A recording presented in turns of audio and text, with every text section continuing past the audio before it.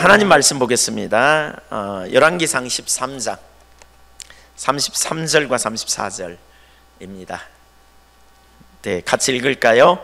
여로보암이 이 일 후에도 그의 악한 길에서 떠나 돌이키지 아니하고 다시 일반 백성을 산당의 제사장으로 삼되 누구든지 자원하면 그 사람을 산당의 제사장으로 삼았으므로 이 일이 여로보암 집의 죄가 되어 그 집이 땅 위에서 끊어져 멸망하게 되니라.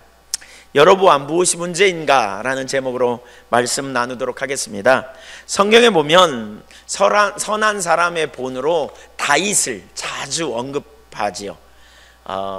다윗은 선한 사람의 모범이 돼요.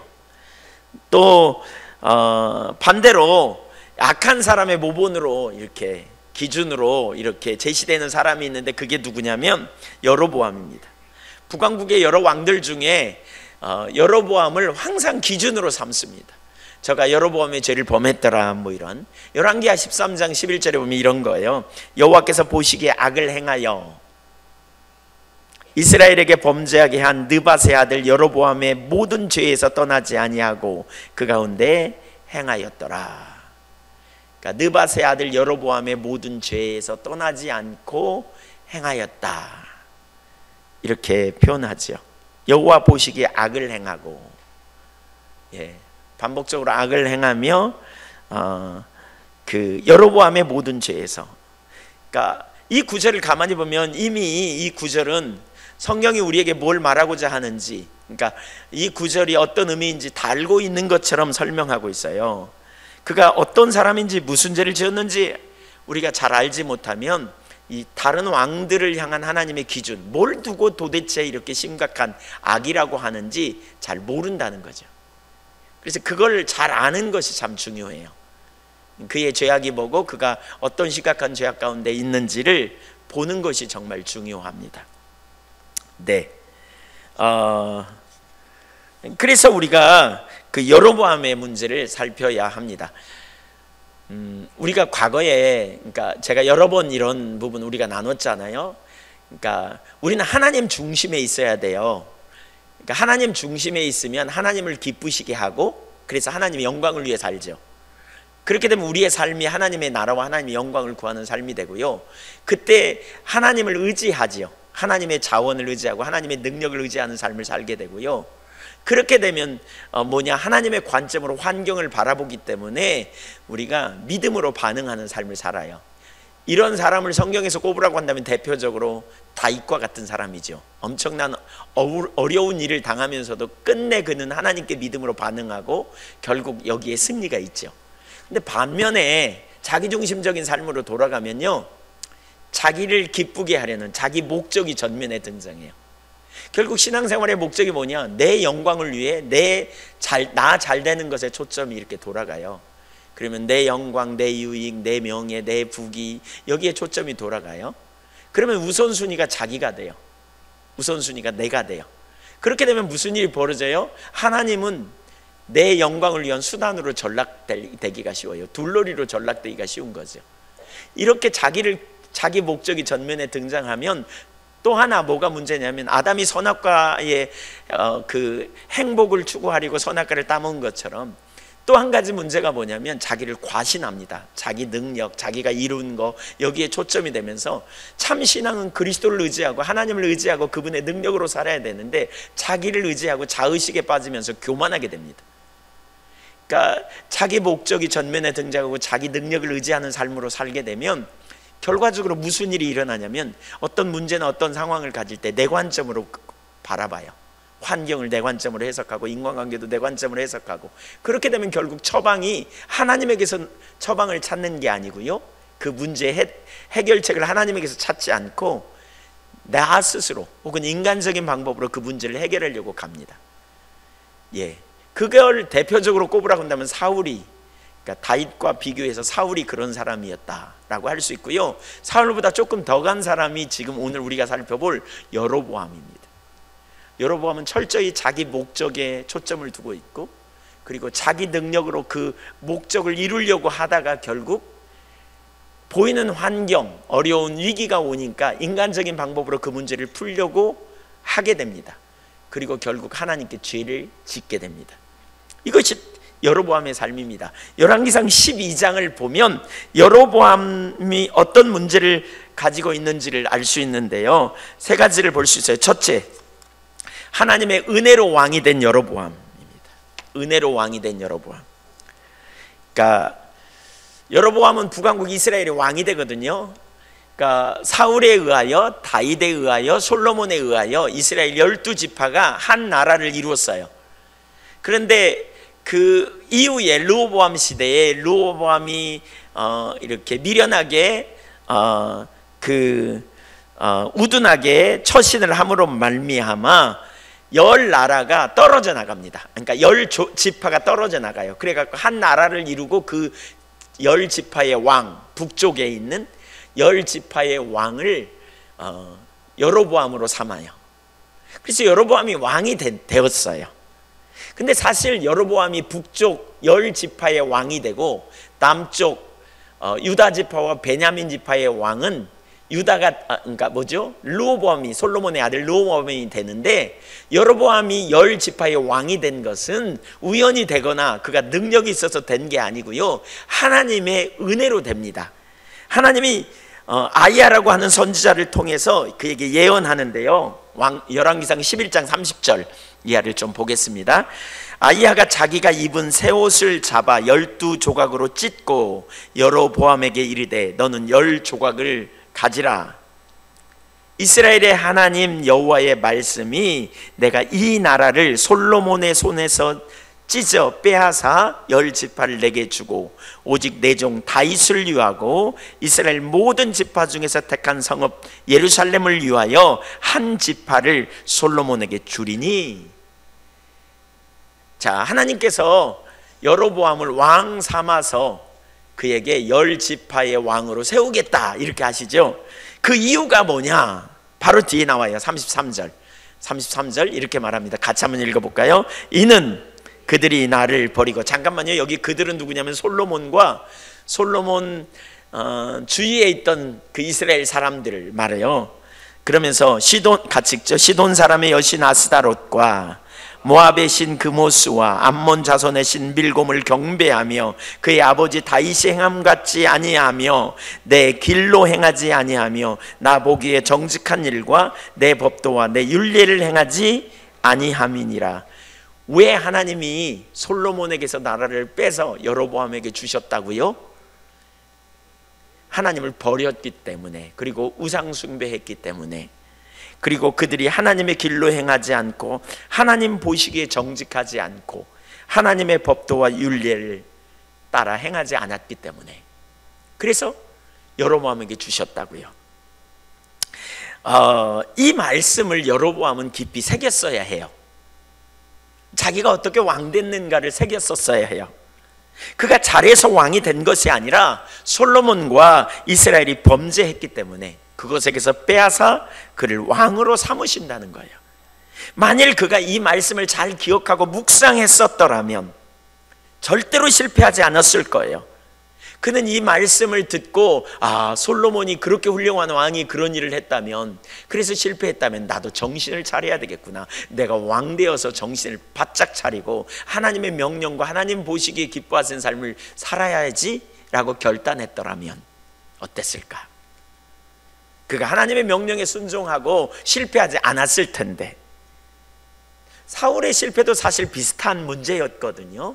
하나님이 사울을 세울 때 이런 표현을 해요. 사무엘상 10장에 우리 과거에 봤지만 뭐예요? 내가 너를 통해서 이스라엘 백성들을 통할하여 다스리리라.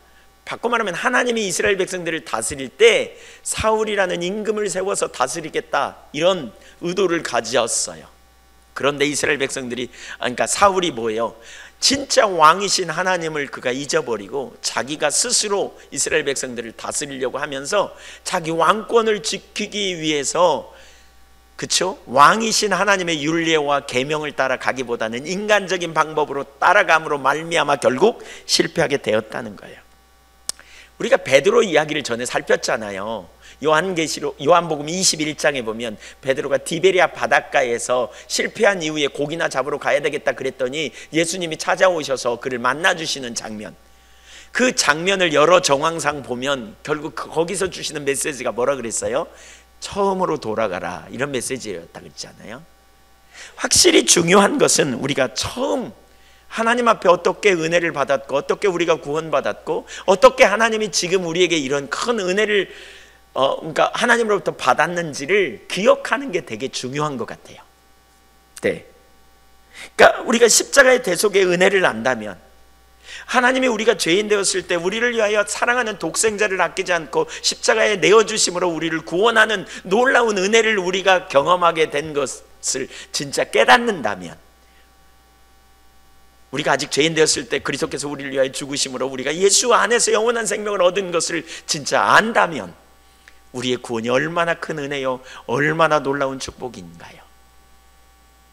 그것이 너무너무 놀라운 축복이고 은혜인 것을 우리가 알겠죠. 그렇게 되면 어떻게 되겠습니까? 우리가 하나님 앞에서 항상 겸손하고요, 항상 하나님의 길을 찾고요, 하나님 은혜 가운데 서려고 힘쓸 거예요. 사실 여로보암은 말씀대로 왕이 되었습니다. 그가 똑똑해서 잘나서가 아닙니다. 이것은 하나님의 주권적인 은혜였습니다. 그럼에도 불구하고 그는 실패했거든요. 왜요? 잊어버려서 그래요. 잊어버려서. 뭘 잊어요? 하나님께서 주신 은혜를 잊어버려서요. 여러분, 저와 여러분이 기억해야 될 게 있어요. 하나님이 베푸신 은혜를 잊어버려서는 안 돼요. 하나님이 우리에게 주신 은혜가 뭔지 기억해 봐야 돼요. 우리가 모태에서 죄악 중에 잉태하였으나 하나님께서 우리에게 풍성한 은혜를 부으셨다는 사실을 기억해야 돼요. 저와 여러분이 죄와 사망의 법 아래 놓여 결국 멸망할 수밖에 없는데, 하나님께서 사랑하는 독생자를 아끼지 않고 내어놓으심으로 우리가 예수 그리스도 안에서 하나님의 자녀가 되고, 이제 하나님을 아바 아버지라 부르는, 그리고 이 땅에서 뭐예요? 우리가 하나님의 영광을 드러내는 도구로 쓰임받게 된다는 것은 얼마나 놀라운 축복이고 은혜인가. 은혜로 여기십니까? 네. 그래서 하나님은 이걸 염려하셨어요. 출애굽기에 보면 하나님이 염려하셨다는 표현이 나오거든요. 하나님이 염려하셨대요. 이스라엘 백성들을 광야에 애굽에서 불러냈는데, 그렇죠? 얼마나 놀라운 은혜로 그들이 구원받았습니까? 그렇죠? 400년 동안 종살이하던 그들을 주님께서 능력으로 건져내셔서 홍해를 건너게 하시고 만나와 메추라기를 먹이시고 40년 동안 신발이 떨어지지 않게 하고, 하나님이 너무나 놀라운 은혜로 그들을 인도하셨는데, 그런데 하나님은 아셨어요. 인간은 뭐가 좀 잘 나가면 잊어버려요. 자꾸 잊어버려요. 누굴 잊어요? 은혜 베푸신 주님을 잊어버려요. 그래서 신명기 8장 12절을 보세요. 교독할까요? 네가 먹어서 배부르고 아름다운 집을 짓고 거주하게 되며,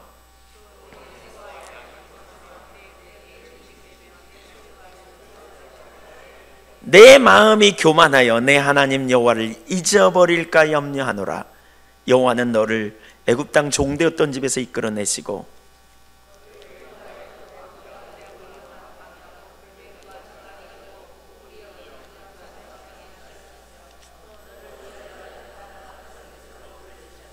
(16절) 같이 내 조상들도 알지 못하는 만나를 광야에서 내게 먹이셨나니 이는 다 너를 낮추시며 너를 시험하사 마침내 내게 복을 주려 하랴 하심이니라. 마침내 복 주려고요. 마침내 축복하시려고요. 그러려고 하나님이 하셨다는 거예요. 광야에서 시험하시는 건 왜요? 하나님 잊어버리지 않도록. 왜 하나님이 왜 일부러 홍해 앞으로 데리고 가요? 왜 일부러 하나님이 마실 물 없는 환경으로 인도해요? 미리 팍팍 주지 않고 바로 자신의 한계를 경험해 보면서 은혜 베푸신 하나님을 경험하게 하려고요. 그래서 하나님 안 잊어버리게 하려고 하셨다는 게, 안 잊어버리게. 근데 만약에 잊어버리면 어떻게 된다고요? 교만해지면 우상숭배하고 결국 망하게 될 거라고. 그래서 19절에 네가 만일 내 하나님 여호와를 잊어버리고 다른 신들을 따라 그들을 섬기며 그들에게 절하면 내가 너희에게 증언하노니 너희가 반드시 망할 것이라. 반드시 망하게 된다는 거예요. 그래서 잊어버리지 않아야 돼요. 사실 여로보암의 문제 중에 하나는 뭐냐면 과거에 받은 은혜를 잊어버렸어요. 은혜를 잊어버리지 않기를 축복합니다. 하나님께 은혜를 받으셨어요, 여러분? 난 은혜 받은 게 없는 것 같은데 혹시 이런 분 계신가요? 그분 저하고 만나요. 제가 은혜를 어떻게 베푸셨는가 찾아드릴 테니까. 하나님 은혜를 많이 주셨습니까? 네, 그 은혜를 잊어버리지 말라고요. 그래서 받은 은혜를 계수해 보는 게 되게 중요해요. 어떤 은혜를 주셨는가. 사실 욥이 시험에 들었잖아요. 욥의 아내는 뭐라 그랬어요? 당신이 믿는 하나님 원망하고 너 가서 죽어라 이렇게 말하는데, 욥은 뭐라 그럽니까? 이렇게 말합니다. 주신 자도 여호와시요 취하신 자도 여호와시오니. 내가 모태에서 빨개 벗고 나왔는데 적신으로 그리 돌아갈 거다. 하나님께 돌아가는 게 뭐가 이상하냐. 주신 자도 여호와시요 취하신 자도 여호와시니 오직 여호와만 찬송을 받으실지어다. 사실 이 은혜를 잊어버리지 않는 사람은요, 뭐 좀 없다고, 뭐 좀 뜻대로 안 된다고 금방 낭망하고 금방 원망하고 불평하는 자리에 가지 않아요. 우리가 뭔가 하루아침에 뭔가 다 되었던 것처럼 생각하기 때문에 거기서 조금만 안 돼도 원망하고 불평하는 거죠. 은혜를 잊으면 안 돼요, 여러분. 은혜를 받으신 은혜, 주신 은혜, 네, 베풀어 주신 은혜가 얼마나 큰지 그 은혜를 알면 우리가 남이 나를 어떻게 대우하는지 상관없이 우리가 감사할 수 있고요. 뭐가 좀 안 된다 그래서 불평하지 않아요. 주신 은혜 감사해요. 그래서 범사에 감사할 수 있어요. 은혜를 잊어버리지 마시기를 축복합니다. 옆에 사람한테 한번 얘기해 주세요. 은혜를 잊어버리지 마십시다. 네. 은혜가 뭔지 한번 생각해 보세요. 어떤 은혜를 주셨는지. 은혜를 잊어버리니까 원망해요. 은혜를 잊어버리니까 불평해요. 은혜를 잊어버리니까 투덜거려요. 우리가 자꾸.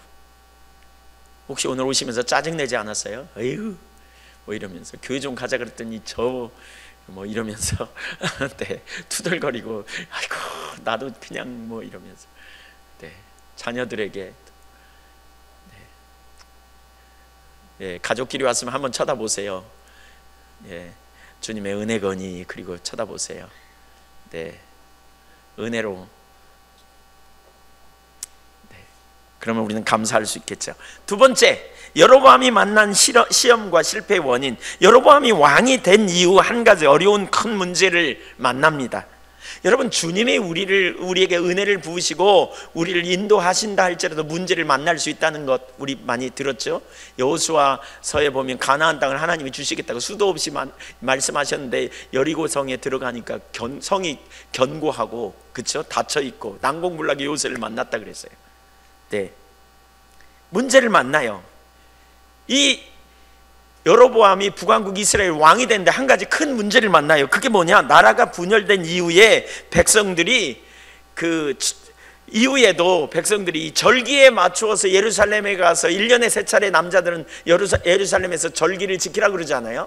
보이러 오라 그러잖아요. 그러니까 북쪽에 있는 이스라엘 백성들이 나라가 나누어졌음에도 불구하고 절기만 되면 예루살렘으로 가는 거예요. 짐승 끌고. 그러니까 여로보암의 입장에서는 보통 이게 답답한 일이 아니야. 자꾸 가다 보면 마침내 어떻게 해요? 마음이 돌변해 갖고 그냥 자기를 쫓아내고 하나 될 것 같아. 그래서 성경에 26절에 열왕기상 12장 26절에 이렇게 말해요. 그의 마음에 스스로 이르기를. 이런 문제를 만날 때 우리가 하는 똑같은 방식이 있는데 그게 뭐냐? 셀프 토크예요. 내가 내 자아, 내가 스스로 생각해요. 내가 스스로 말하는 거예요.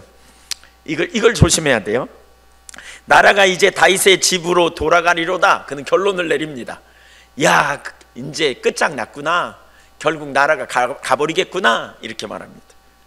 만일 이 백성이 예루살렘에 있는 여호와의 성전에 제사를 드리고자 하여 올라가면 이 백성의 마음이 유다 왕된 그들의 주 르호보암에게로 돌아가서 나를 죽이고 유다의 왕 르호보암에게로 돌아가리로다 하고, 큰 문제가 생긴 거죠. 여러분이 여로보암 입장에 생각해 보세요. 이건 적은 문제입니까? 큰 문제입니까? 네, 별로 생각할 여력이 없나요? 네, 이게 적은 문제가 아닙니다. 진짜 큰 문제입니다. 생각해 보세요. 나라라는 게 경계가 있어야 되고, 그렇죠?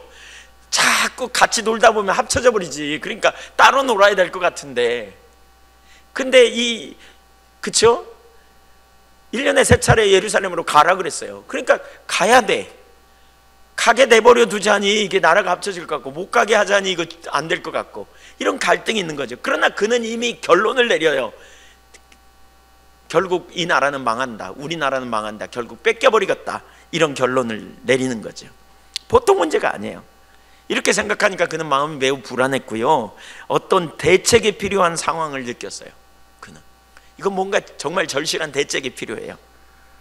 특별히 그런 생각을 하다 보니까 그가 부정적인 생각에 사로잡혀 갔고요, 영적인 분별력이 사라지고 믿음을, 이성을 상실해서 믿음을 갖는 것이 불가능한 자리까지 가버린 거죠.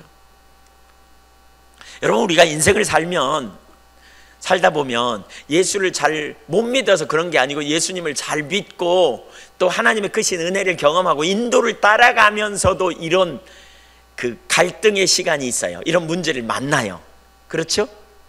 가끔 이런 생각을 해요. 어떤 분과 상담을 하다 보면 문제가 있어요. 그럼 목회자로서 참 이분을 어떻게 도와야 될지 생각할 때 너무 답답해. 제 생각에는 하나님이 이런 문제는 좀 안 주시면 좋을 것 같아요. 그냥 만사형통하면 얼마나 좋아요? 누이 좋고 매부 좋고. 네.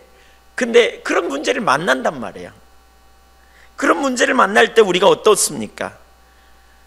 너무 답답하죠.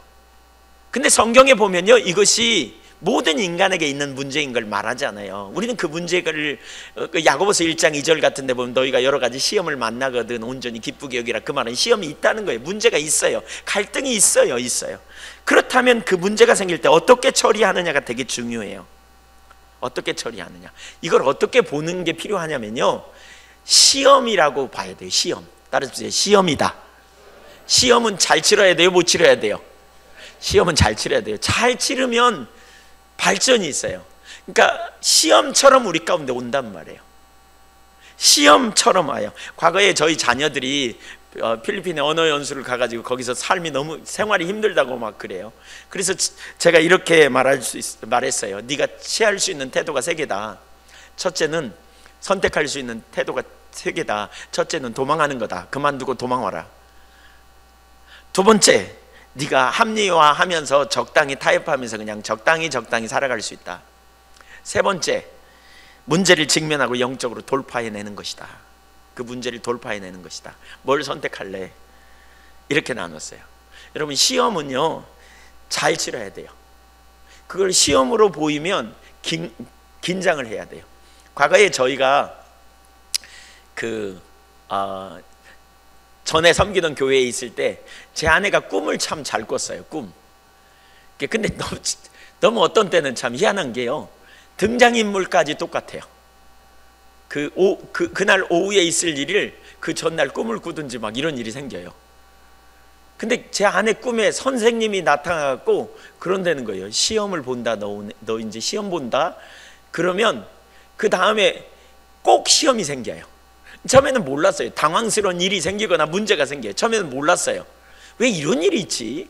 그러면 이제 막 힘들죠. 근데 이제 어느 날 알았어. 시험을 치른다 그러면 긴장하는 거예요. 이제 시험 볼 준비를 하는 거예요. 이제. 그리고 무슨 일이 생기면 이게 시험이구나. 그때 어떻게 하느냐? 시험이 생길 때 우리가 어떻게 해요? 마음과 육체에 원하는 욕망대로 반응할 수도 있어요. 과거의 경험대로 반응할 수도 있어요. 생각대로 반응할 수도 있어요. 근데 시험이라고 여기면 내 생각대로 반응해서는 안 돼요. 그때는 뭐냐? 하나님의 길을 찾는 거예요. 하나님의 방법을 찾아요. 그래서 믿음의 사람과 상담을 하든지 성경을 통해서 하나님의 길이 뭔지를 찾아가는 거예요. 그리고 거기 반응해 가는 거예요. 시험은 오래 치르지 않아요. 시험은 짧은 순간이에요. 그 시험을 잘 치르고 나면 성숙이 일어나요. 그래서 시험을 치른다는 생각으로 그 순간을 지키는 게 얼마나 중요한지 몰라요. 바로 그런 일들을 지금 혹시 여러분 중에 경험하고 있다면 이런 순간에 생각을 지키는 게 정말 중요합니다. 혹은 지금 아니라도 여러분이 그런 갈등이 있을 때 생각을 지키는 게 정말 중요해요. 왜냐하면 지금 여로보암처럼 그렇게 잘못된 결론을 내리고 생각하면 잘못된 행동이 나올 수밖에 없기 때문에, 처방을 찾을 수밖에 없기 때문에 그래요. 그래서 무릇 지킬 만한 것보다 내 마음을 지키라 그러잖아요. 마음속에 떠오르는 생각을 잘 분별해야 돼요. 여러분의 올라오는 생각이 다 건전한 생각이 아닌 거 기억하세요. 여로보암은 잘못된 생각을 가졌어요. 그가 어떻게 결론을 내리고 어떻게 행동했는지를 우리가 반면교사로 삼아서 배워야 되는데요, 12장 28절을 보겠습니다. 12장 28절 시작. 이에 계획하고 거기까지만 보죠. 먼저 이에 계획했다는 거예요. 여기 보세요. 아주 중요한 부분입니다. 계획을 했대요. 여로보암이 뭔가를 계획했어요. 여기 계획하고 라는 단어는 와이와츠라는 히브리어인데요, 이 말의 본래 의미는 서로 의논하여 정하다, 그런 뜻입니다. 서로 의논하는 거예요. 의논은 그가 혼자 정하지 않았어요. 잘못 생각하던, 갈등 가운데 잘못 생각하던 여로보암은 주변에 있는 사람과 의논했어요. 그리고는 이런 결론을 내렸어요. 그 결론이 뭐냐? 단과 베델에 금송아지 둘을 만들어 가지고 예루살렘에 갈 필요 없어. 여기서 절하면 돼. 여기서 제사 지내면 돼. 그러면 너무 좋은 것 같아. 왜요? 예루살렘에 안 가고 나라가 보존되고 자기 왕권도 지켜지고 그러면 결속이 되고 그러면 너무너무 좋을 것 같다, 이런 생각을 딱 가진 거예요. 예. 문제는 그 결론이 인본주의였다는 거예요. 문제는 그 결론이 하나님의 길이 아닌 인본주의적인 해결책이었고 그것이 하나님 앞에 매우 심각한 죄가 되었다는 거예요. 그는 두 가지 영역에서 실패합니다. 왜 실패하느냐? 그는 사실 하나님을 신뢰하지 못합니다. 그는 아까 받은 은혜를 잊어버리기 때문에 하나님을 신뢰하고 반응해야 되는데 그게 안 돼요. 바꿔 말하면 이 두 가지를 우리가 잘하면 승리할 수 있어요.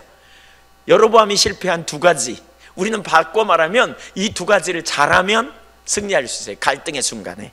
첫째는 뭐냐? 여로보암은 믿음으로 반응하지 않았어요. 여로보암은 믿음으로 반응하지 않았어요. 그는 하나님께 나가지 않았어요. 문제가 생길 때 그를 부르신 하나님께 나갔다라면 어떻게 했을까? 열왕기상 11장 37절 보세요. 내가 너를 취하리니 너는 내 마음에 원하는 대로 다스려 이스라엘 위에 왕이 되되. 내가 너를 취하리니라는 말은 내가 너를 왕으로 삼으리니라는 말입니다. 하나님이 그를 왕 삼았습니다. 그러면 여러분 잘 보세요. 하나님이 그의 이런 상황을 아셨을까요? 몰랐을까요? 아셨어요. 여러분, 하나님이 왕이시면 염려할 게 없는 게 그분이 우리의 길이 되시기 때문에 그래요. 시편 23편의 다윗의 고백을 보세요. 그렇죠? 그는 쉴만한 물가로, 그렇죠? 푸른 초장으로 인도하세요. 사망의 음침한 골짜기를 달지라도 해를 두려워하지 않을 것은 주께서 주의 지팡이와 막대기로 인도하시고 보호해 주시기 때문에 그래요. 하나님의 왕이라면 염려가 없어요. 그러니까 그를 부르신 하나님께 나갔어야 돼요. 그뿐만이 아니거든요. 또 그에게 주신 그 다음 바로 38절에 보면 이렇게 말하고 있어요. 같이 읽어보죠. 내가 만일 내가 명령한 모든 일에 순종하고 내 길로 행하며 내 눈에 합당한 일을 하며 내 종 다윗이 행한 같이 내 윤리와 명령을 지키면 내가 너와 함께 있어 내가 다윗을 위하여 세운 것 같이 너를 위하여 견고한 집을 세우고 이스라엘 내게 주리라. 우선 여기 보세요. 이렇게 말하죠. 내가 너와 함께 있을 거야. 그리고 다윗을 세운 것처럼 내가 너의 집을 견고히 세우고 이스라엘 너에게 줄 거야. 이렇게 말했어요. 하나님이 다윗 여로보암을 왕 삼으셔서 이스라엘 다윗에게 준 것처럼, 다윗에게 함께 한 것처럼, 다윗에게 나라를 준 것처럼 여로보암에게 주겠다는 거예요. 함께 하고 굳게 세우고 주겠다는 거예요. 하나님이 이런 상황을 몰라서 그렇게 말씀하셨을까요? 아니에요. 하나님 아셨어요. 근데 한 가지 조건이 있어요. 거기 조건. 그게 뭐냐? 이렇게 말하고 있어요. 내가 명령한 모든 일에 순종하고 내 길로 행하며. 지금 뭐예요? 네 생각대로 가지 말라는 거예요. 인본주의적인 생각대로 가지 말라는 거예요. 하나님의 길. 또 내 눈에 합당한 일을 하며 내 윤리와 명령을 지키라는 거예요. 그러니까 무슨 얘기예요? 하나님의 방식으로 그 문제를 풀려고 하지, 네가 네 스스로 그 문제를 해결하려고 인간적인 방법, 인본주의적인 방법으로 해결하려고 하지 말라는 거예요. 우리가 주님 따라가는 가운데 만나는 많은 문제들이 있잖아요. 어려움이 있잖아요. 많은 사람들이 인본주의적인 방법으로 인간적인 해결책을 가지고 그 문제를 풀어보려고 나가다가 문제를 만나거든요. 오늘날이 똑같죠. 수많은 사람들이 어떤 일을 만날 때 인본주의적인 방법으로 그 문제를 해결해 보려고 시도하고 또 그렇게 풀어보려고 하는 경향이 얼마나 많은지. 근데 하나님이 그를 왕으로 세우셨을 뿐만 아니라 그 나라를 견고하게 하시고 굳세게 하시고 그에게 이스라엘을 주겠다는 거예요. 그러면 그가 이런 문제를 만날 때 바로 이 약속을 붙들었다면 어떻게 됐을까? 그는 그 문제를 가지고 하나님 앞에 나갔겠죠. 하나님, 이 상황에 제가 어떻게 해야 합니까? 라고 물었겠죠. 바로 그런 순간에 하나님의 길로 그는 선택해 갔을 거예요. 비록 어쩌면 그가 이렇게까지 나왔을 수도 있어요. 나라를 내가 잃는 한이 있어도 내가 하나님, 나를 세우신 하나님을 배반하지 않으리라. 내가 나라를 잃어서 실패하는 한이 있다 할지라도 내가 하나님이 안 기뻐하는 일은 하지 않으리라. 이렇게 섰을 거예요. 사실 이것이 우리의 신앙이어야 돼요. 내가 비록 목적하는 바가 성취되지 않을지라도 나는 하나님이 안 기뻐하는 삶을 살지 않으리라. 그분이 나를 은혜로 구원하셨고, 그분이 나를 위해 하늘 권리를 포기하고 십자가에 달려 죽으셨고, 그분이 나를 하나님의 자녀로 이끌어 주셨는데, 내가 치사하게 돈 몇 푼 때문에, 내가 치사하게 어떤 문제 해결하려고 하나님 뒤통수 친 일을 하지 않을 거다. 이렇게 했겠죠. 여러분, 이건 정말 중요한 문제입니다. 우리 자신에게도 너무나 분명하게 적용해야 될 문제입니다. 문제는 그가 그렇게 하지 않았습니다. 왜요? 약속을 잊어버렸다고 볼 수 있습니다. 아니, 약속을 기억하고 있었는지도 모릅니다. 그러나 믿지 못했을 뿐입니다. 믿지 못한 것인지 기억하지 못했는지 알 수 없지만 어쨌든 그는 그 순간에 불신앙으로 반응합니다. 오늘날 우리도 많이 그렇습니다. 하나님이 우리의 미래를 인도하시고 가장 완전한 길로 인도하실 걸 믿으십니까? 라고 말하면 아멘 합니다. 그러나 실제적인 삶에 부딪히면 하나님의 길을 따라 전부를 걸고 살아가는 일이 잘 안 되는 이유는 하나님을 잘 모르기 때문에 그런다는 거예요. 우리가 이 땅에 사는 동안 수많은 문제를 만나죠. 그래서 우리가 잊어서는 안 될 게요, 우리를 구원하신 하나님, 우리에게 영원한 생명을 주신 예수 그리스도의 대속의 은혜가 우리 가운데 밝히 보인다면 우리는 그분의 길을 따라가는 것이 가장 완전함을 믿고 깨닫고 쫓아가야 됩니다. 제가 교회 목사로서요, 과거에 실패한 제 모습을 정말 많이 봅니다. 어떤 때는 그렇게 하면 일이 안 될 것 같아요. 어떤 때는 이렇게 하면 교회가 안 세워질 것 같아요. 그래서 인본주의적인 방법을 슬슬 세웠던 적이, 따라간 적이 꽤 여러 번 있었어요. 근데 죽을 뻔했어요. 그러다가 결국 그렇게 해서는 아무것도 유익이 없더라고요. 여러분, 아무런 유익이 없어요. 인본주의는 절대로 승리하지 않아요. 결국 거기에 능력이 있지 않아요.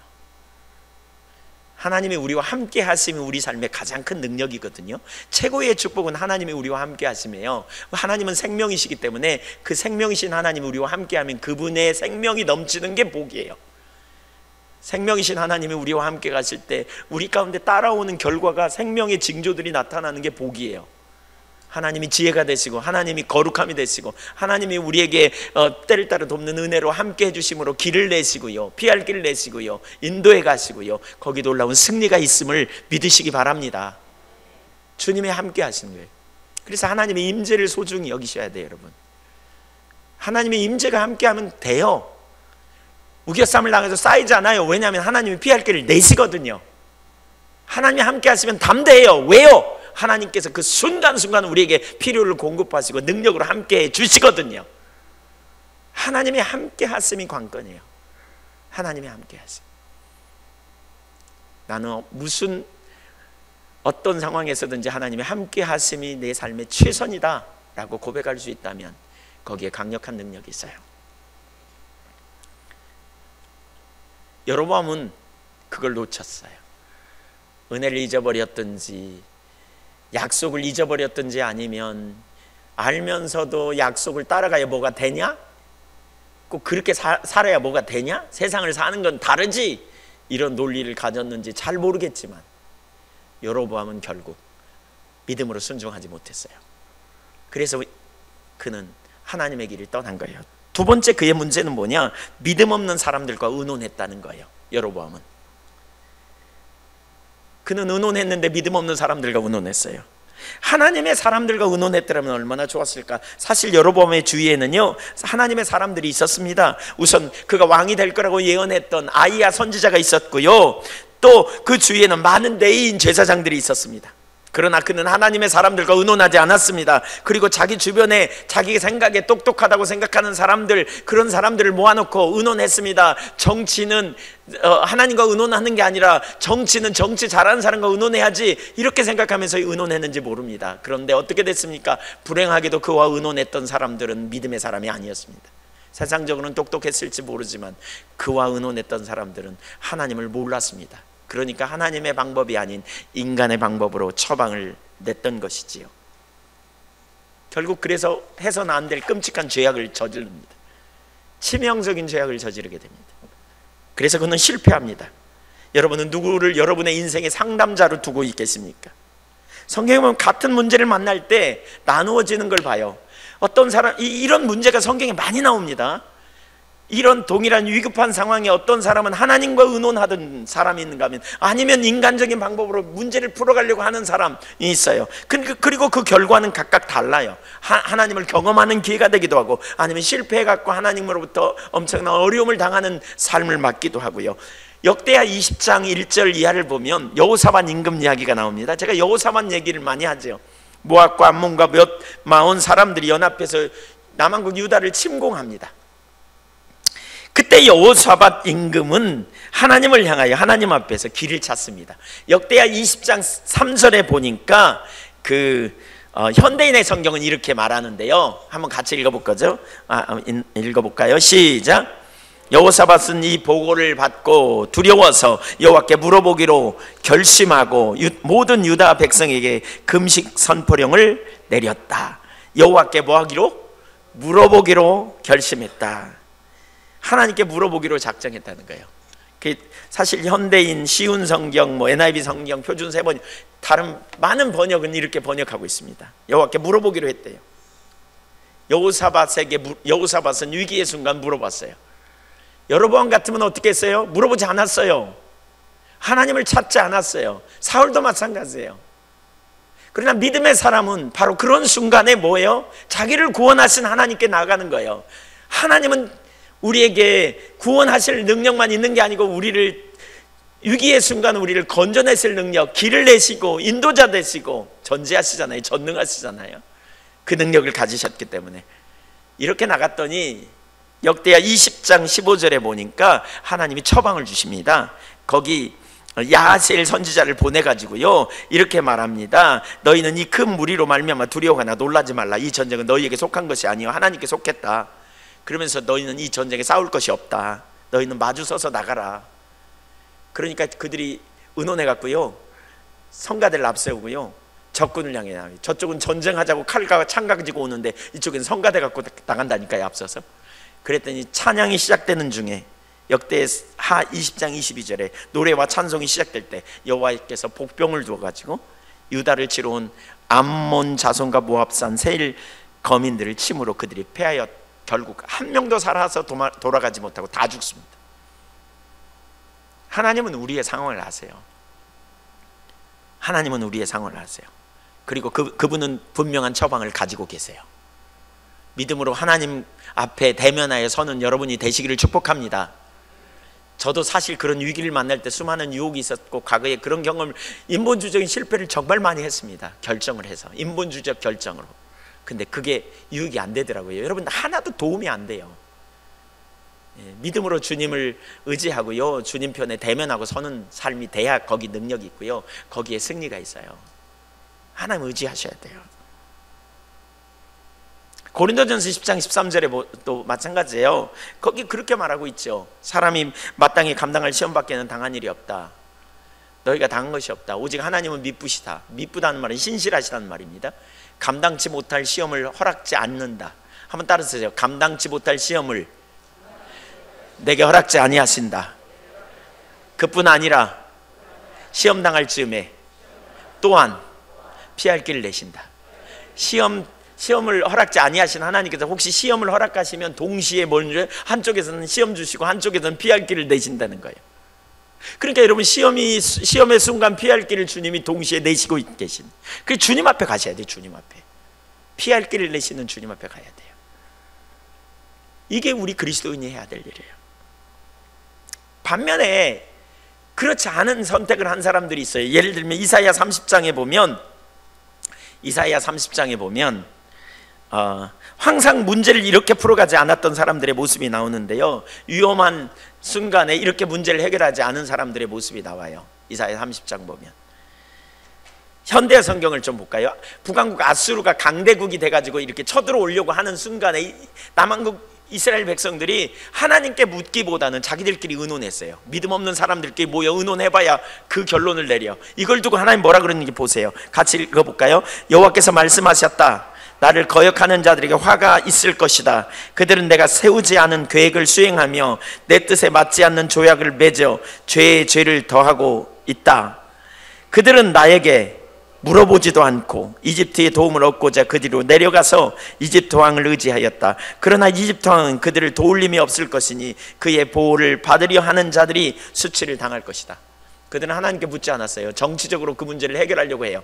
그래서 이집트가 강대국이니까 사신을 보내서 도움을 청하면 우리가 도움을 받을 수 있겠지? 어떻게 됐다고요? 망했다고요. 망했어요. 그들은 도울 힘이 없어 결국 수치를 당할 거라고요. 하나님은 하나님의 사람들이 어떻게 서야 할지를 가르쳐줘요. 성경은 갈등이 있을 때, 여러분 문제가 있을 때 그때 우리가 어떻게 해야 될지 우리가 배워야 돼요. 하나님께 나아가 적극적으로 하나님의 길을 찾아야 돼요. 여호사밧 임금처럼. 그러나 이사야 시대 이스라엘 백성들은 하나님의 약속도 있고 하나님의 묻지도 않나 결국 스스로 인본주의를 택함으로 수치를 당하게 되는 거예요. 기억하세요. 어떤 삶을 선택할 것인가. 하나님의 마음에 합한 다윗과 하나님께 선택받았지만 결국 버림받은 사울의 차이가 여기 있습니다.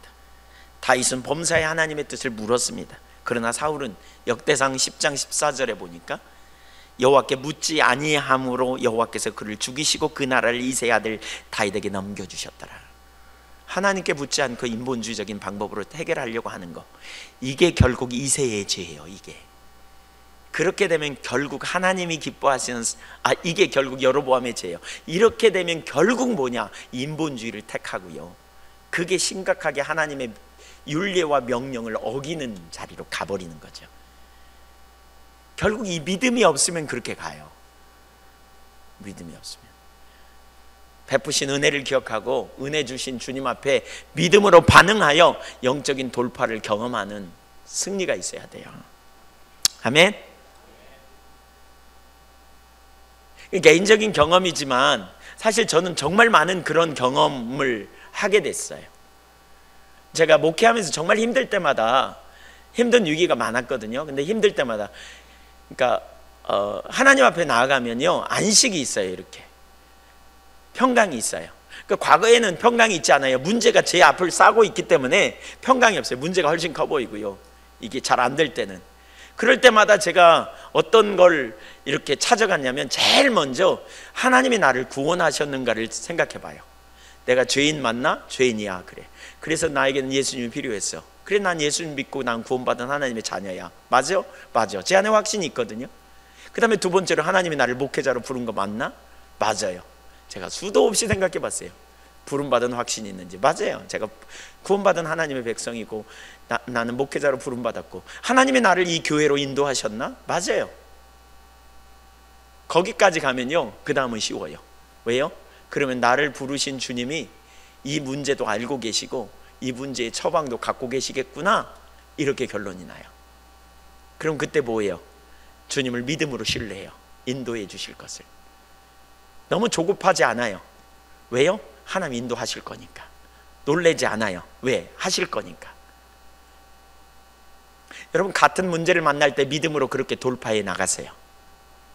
아멘? 그래야 영적인, 이렇게 하면 하나님을 경험한다니까요. 하나님을 안다니까요. 하나님을 만나게 된다니까요. 그리고 그 삶에 강력한 능력이 있어요. 그 삶에.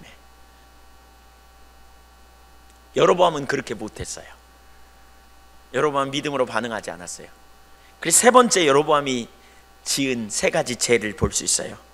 여로보암에게 심각한 문제가 있었고 그는 자신에게 과거에 주신 은혜도 잊어버리고 축복도 다 잊어버리고 약속도 잊어버리고, 잊었는지 아니면 신뢰 못했는지 모르겠지만 어쨌든 그걸 놓으니까 그가 할 수 있는 방법은 한 가지예요. 뭐냐? 스스로 이 문제를 해결책을 찾는 거죠. 스스로 내가 이 문제를 어떻게 해결해야 되나, 이 문제를 해결해야지, 어떻게 해결해야 되나, 어떻게 해결해나. 그래서 사람들을 모아놓고 회의를 한 결과 그는 이렇게 결론을 내리죠. 세 가지 죄. 근데 그 죄악이 너무너무 심각한 하나님의 길을 범하는 심각한 죄예요. 자기만 범한 게 아니라 이스라엘 백성들 전체를 망하게 하는 죄를 저질렀어요. 첫째는 금송아지를 만들어 단과 베델에 두고요, 사람들로 다시는 예루살렘에 갈 필요가 없다고 말해요. 12장 28절 열왕기상, 이에 계획하고 두 금송아지를 만들고 무리에게 이르기를 너희가 다시는 예루살렘에 올라갈 것이 없다. 이스라엘아, 이는 너희를 애굽 땅에서 인도하여 올린 너희의 신들이라 하고 하나는 베델에 두고 하나는 단에 둔지라. 이 일이 죄가 되었으니 이는 백성들이 단까지 가서 그 하나에게 경배함이더라. 결국 백성들이 금송아지한테 절하게 만들었다는 거예요.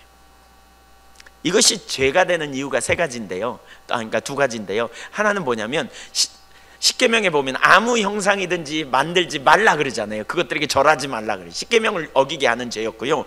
두 번째로는 뭐냐, 하나님이 선택하신 성소 예루살렘, 신명기 12장 5절에 보면 하나님께서 자기 이름을 두시려고 택하신 곳으로 가서 제사하라 그랬거든요. 거기로 가라 그러거든요. 근데 그걸 못 가게 막아버렸어요. 그래서 결국 우상 숭배하게 되는 죄를 짓게 한 거죠. 지도자가 얼마나 중요한지 몰라요. 사람들은 또 다 그걸 따라가. 그러니까 지도자가 정말 중요해요, 여러분. 사람들은, 백성들은 그냥 왕에 따라서 휘둘리잖아요. 그러니까 너무너무 지도자가 중요해요. 결국 망하게 되는 거죠. 결국 두 번째로, 레위인이 아닌 일반 사람들을 제사장으로 임명했어요. 왜 이 일을 했다고요? 왜? 자기 스스로 문제를 돌파하려고. 하나님 없는 해결책, 하나님 안 계시는 해결책을, 하나님 생각하지 않는 해결책을 찾으려고. 여러분, 이게 인본주의고 이게 죄예요. 이게 여로보암의 죄라고요. 이게 하나님 없는 해결책을 찾는. 근데 그것이 결국 하나님을 대적하는 죄가 됐다니까요. 그것이 하나님을 대적하는 죄가 됐어요. 너무 아이러니는 이거예요. 보세요. 하나님이 그에게 은혜로 주신 게 뭐예요? 왕권이에요. 그렇죠? 왕권은 하나님의 전적인 주권이고 은혜로 주어졌어요. 근데 그가 정작 은혜로 주신 분을 잊어버리게 되니까, 선물 주신 분을 잊어버리니까 이 선물에 꽂혀갖고 이 선물을 지키려고 하다가 주신 분을 대적하는 자리로 가버린 거예요. 지금 선물 주신 하나님을 대적하는 자리에 서버린 거예요. 지금 여러분, 우리가 그래서 주신 은혜를 잊어서는 안 된다니까요. 주신 분을 잊어버리고 주신 그것을 자기가 지키려고 노력하다가 거기에 그냥 빠져가지고 주신 분을 대적한 자로 가버린 거죠. 이게 심각한 죄악이에요. 열왕기상 12장 31절에 보니까 그가 또 산당들을 짓고 네 자손 아닌 보통 백성으로 제사장을 삼고, 보통 백성, 아무나 세웠다는 거예요. 그런 의미예요. 냉소적인 표현이고요. 원어를 보면 아무나 세웠다. 아무나 마구 되는 대로. 아까 열왕기상 13장 33절에 보면 자기가 내가 제사장 할래요 그러면 시켜버렸어요. 아무나. 원래는요, 레위인만 제사장이 될 수 있다고 말했거든요. 근데 그렇게 하지 않아요. 그래가지고 심각한 죄를 져요. 그렇게 하니까 역대하 11장 14절에는 이렇게 말하고 있어요. 그 여파로 말미암아 그 북왕국이 이스라엘 쪽에 있었던 레위인과 경건한 자들이 대거 남왕국으로 이사와 버립니다. 옮겨와 버립니다. 제사 못 지나게 하니까. 그래가지고 북쪽은 더 영적으로 침체되고요, 남쪽은 그 결과 복을 받게 되었다. 성경은 그렇게 표현하고 있거든요. 하나님의 사람들이 함께 있으니까. 네 사람들이 자기들의 마을들과 산업을 떠나 유다와 예루살렘에 이르렀으니 이는 여로보암과 그의 아들들이 그들을 해임하여 여호와께 제사장의 직분을 행하지 못하게 하고, 여로보암이 여러 산당과 순념소 이렇게 하면서 친히 제사장들을 세움이라. 16절, 이스라엘 모든 지파 중에 마음을 굳게 하여 이스라엘 하나님 여호와를 찾는 자들이 네 사람들을 따라 예루살렘에 이르러 그들의 조상들의 하나님께 제사하고자 합니다.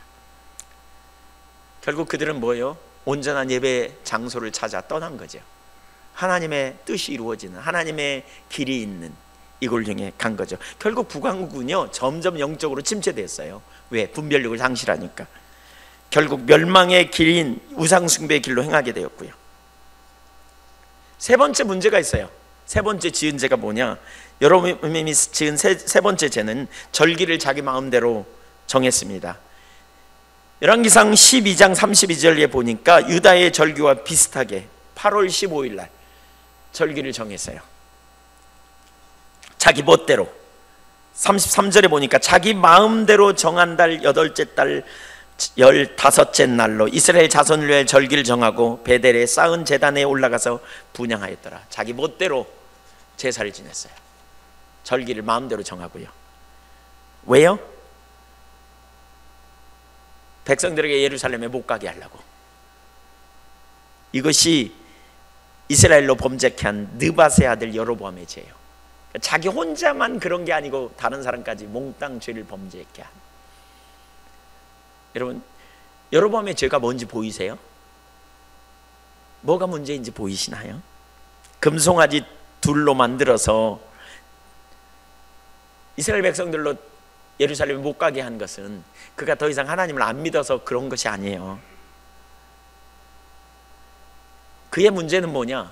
자기가 하나님 믿는 것 때문에 자기 왕관과 자기 나라를 잃을지도 모른다는 두려움 때문에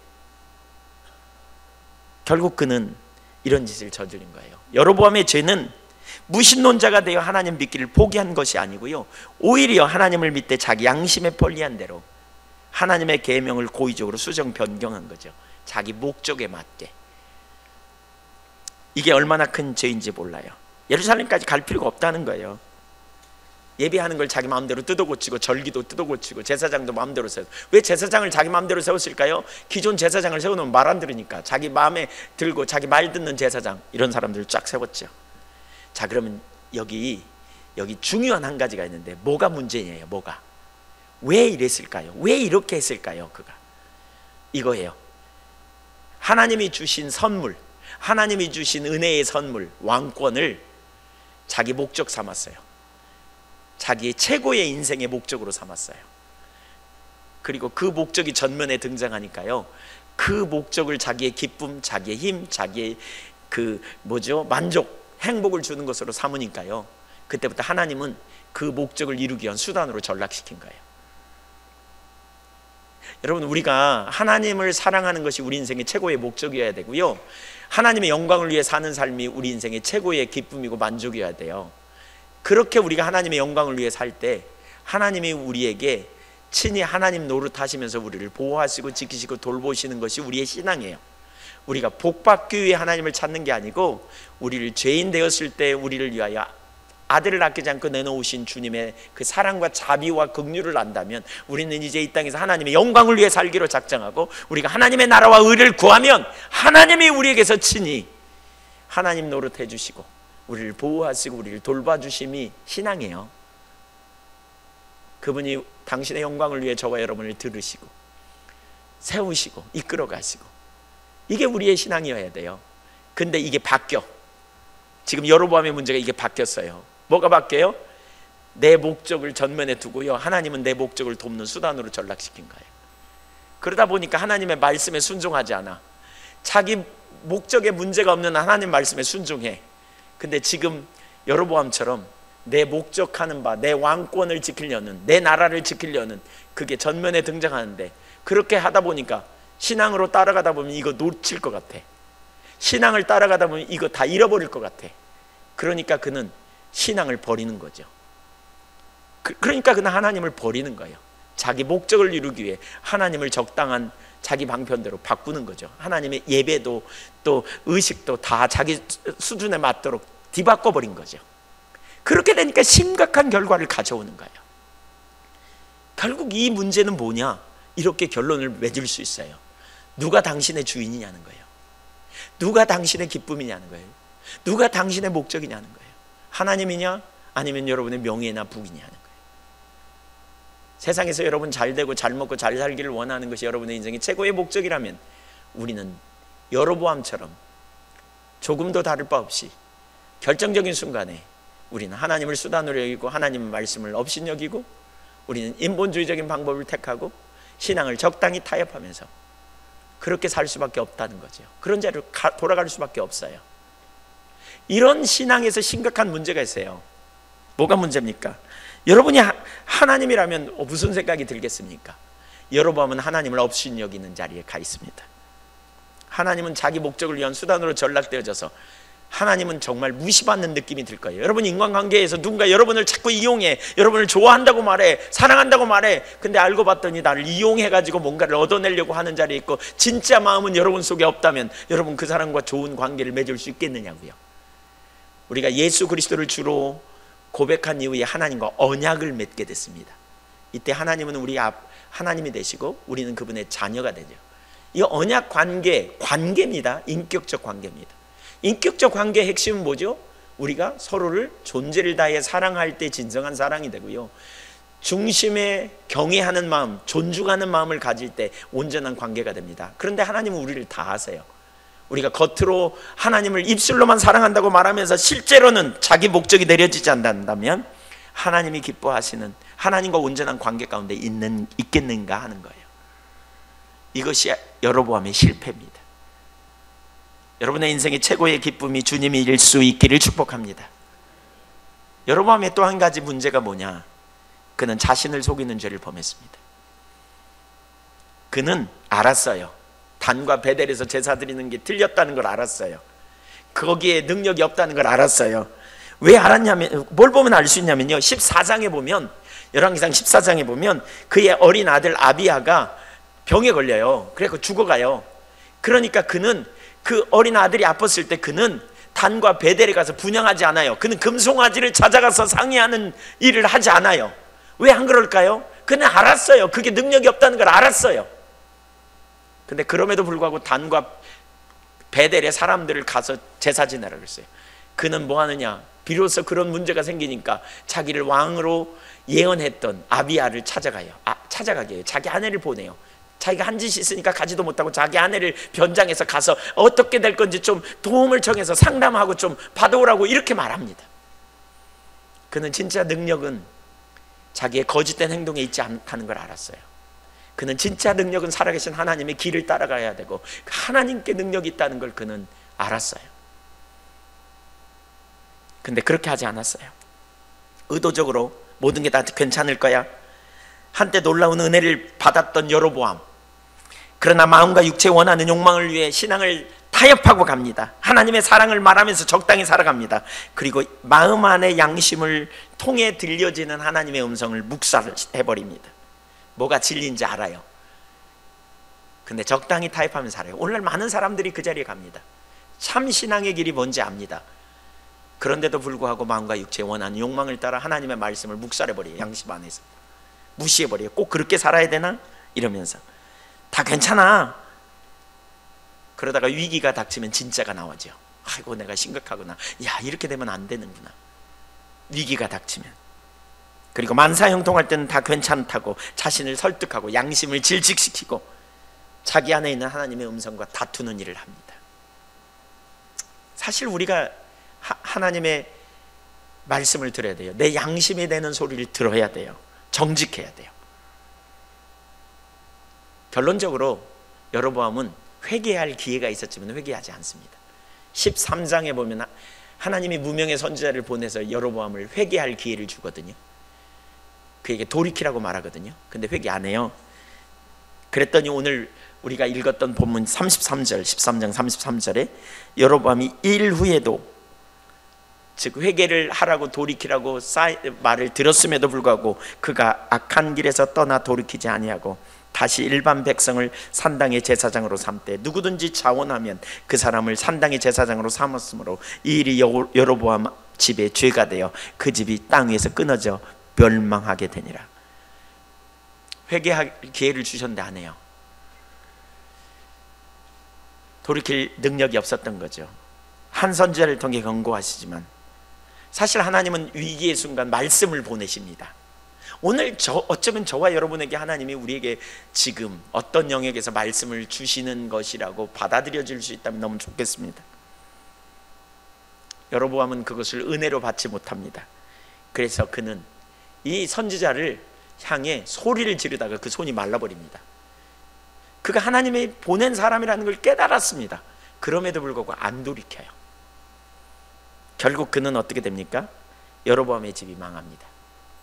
제가 지난번에 성지순례를 가가지고요, 그 단에 옛날에 쌓였던 그 제단이 있었던 곳을 갔어요. 근데 너무나 참 거기에 상징적인 그림이 하나 있었어요. 전차, 망가진 전차가 그 옆에 있는 거 있죠.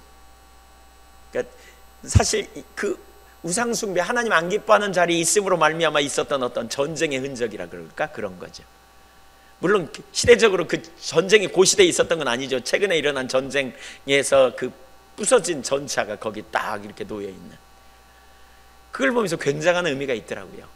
여러분, 여로보암은요, 그 뒤에 오래 살지 못하지만 그의 아들이 왕노릇 2년인가 하다가 결국 쫓겨나고요, 완전히 멸망합니다. 그의 가정이 완전히 멸망해버립니다. 그의 죄는 보통 죄가 아니었어요. 자신만 지은 죄가 아니라요, 자기만 지은 죄가 아니라 그 민족 전체에게 그런 죄악을 저질렀거든요. 그게 뭐예요? 하나님의 길을 선택하지 않은 거예요. 제가 여로보암 열왕기 상하를 읽다가 여로보암에 대해서 반복적으로 말씀하고 있는 것을 보면서 그 말씀을 묵상하다가 도대체 여로보암이 지은 죄가 무엇인가, 그리고 왜 그가 실패했는가, 이걸 찾기 시작하면서 오늘 설교를 준비하게 됐는데요, 한편으로는 제가 제 삶을 돌이켜보니까 저도 수도 없이 여로보암의 그런 길로 행했던 적이 많이 있었더라고요. 물론 은혜로 하나님께서 긍휼을 베푸셔도 돌이키게 하시고 그때마다 깨닫게 하시고 다시 회복시켜 주셔서 지금은 제가 더 분명히 압니다. 여로보암의 죄가 얼마나 심각한지, 하나님 없는 삶의 선택, 그게 얼마나 우리 삶의 처절한 비참함인지. 전혀 유익이 없어요. 여러분, 도움되는 것 같죠? 전혀 도움이 안 됩니다. 전혀 도움이 안 됩니다. 우리를 부르신 이가 하나님이시고요, 우리에게 영원한 생명을 주신 분도 하나님이십니다. 그분의 길로 살면 그분이 뒷받침하실 줄로 믿습니다. 설사 그분의 길을 따라가면 손해볼 것 같고요, 그분의 길을 따라가면 아무것도 안 될 것처럼 보일 수 있어요. 그럴지라도 내가 주님의 길로 선택하리라. 사실 그게 다윗이었고요, 그렇죠? 다윗은 얼마나 쉽게 왕이 될 수 있는 기회가 있었습니까? 그렇죠? 하나님 말씀도 하셨고 광야에서 사울을 죽일 기회가 2번이나 있었지만 그는 안 했습니다. 왜? 하나님의 길을 따라갔기 때문에. 결국 하나님이 그를 세우시지 않습니까? 인본주의적인 길을 선택하지 않았습니다. 요셉도 마찬가지입니다. 그가 보디발 장군의 아내와 어떻게 친해가지고 신임을 얻어서 뭔가 해보려고 생각할 수도 있었을 수 있을 것입니다. 그러나 그는 절대로 그렇게 하지 않았습니다. 그는 손해를 나고 그는 감옥에 갇히더라도 하나님의 길을 선택했더니 결국 하나님이 그를 약속대로 세우셨던 걸 봅니다. 우리는 믿음의 사람입니다. 우리의 출생이 어디서부터 시작됐는지 보십시오. 우리는 거듭난 하나님의 백성입니다. 하나님으로부터 출생했고 우리는 하나님 나라에 갈 것입니다. 우리는 그분의 통치 안에 들어갈 때만 가장 완전한 승리가 있다는 사실을 믿고 믿음으로 하나님 앞에 반응하여 승리하는 저와 여러분이 되시기를 간절히 축복합니다. 인본주의는 설 수 없습니다. 인본주의는 무너집니다. 당장의 득세해 보일지라도 그것은 결국 실패하게 됩니다. 여로보암의 죄가 우리 가운데서 끊어지기를 축복합니다.